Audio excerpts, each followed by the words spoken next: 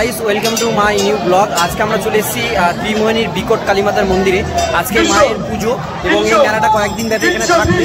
আর সবাই জানো যে এই মা হচ্ছে খুব জাগ্রত মা, এই মায়ের একটা বড় ইতিহাস রয়েছে। তো সেগুলো নিয়ে আমরা ভিডিওর মধ্যে আলোচনা করবো। ভিডিওটির সঙ্গে থাকো, ভিডিও ভালো লাগলে লাইক করো, চ্যানেলে প্রথমবার হলে সাবস্ক্রাইব করে পাশের বেল আইকনটিকে অবশ্যই। তো বন্ধুরা, আজ আমরা চলে এসেছি তীরমোহিনীর বিকট কালী অর্থাৎ দাপট কালী মাতার মন্দিরে। এই মন্দিরের কিছু বিশেষ বৈশিষ্ট্য রয়েছে। এই যে পুজোটা হয় এটা কিন্তু বিশেষ তিথিতে হয় এবং বেশ কয়েকদিন ব্যাপী পুজোটা চলে। বিভিন্ন রকম প্রচুর গ্রামে কিন্তু এই ভক্তদের যে মুখানাচগুলো সেগুলো বেশ কিছুদিন ধরে চলে, তারপরে মায়ের পুজো হয় বিশেষ তিথিতে।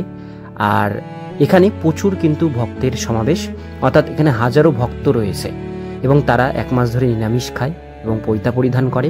তাদের কাছে একটা বেদ থাকে যেটা দিয়ে তারা ভগবানকে নিবেদন জানায়। এবং এই যে পুজোটা হয় এই পুজোটার একটা রীতি রয়েছে।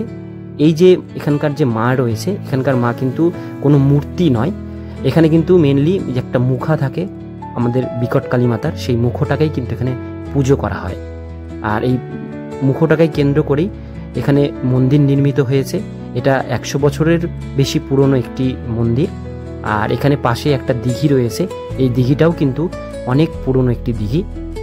আশেপাশের গ্রামের প্রচুর মানুষের সমাবেশ রয়েছে এই মেলাটিতে। এই পুজোটিকে কেন্দ্র করে একটা বড় মেলা বসে, বেশ কয়েকদিন ব্যাপী এই মেলাটি থাকে এবং এখানে প্রচুর পাঠা বলি হয় এবং সেই পাঠাগুলোও কিন্তু এখানে নিলাম করা হয়।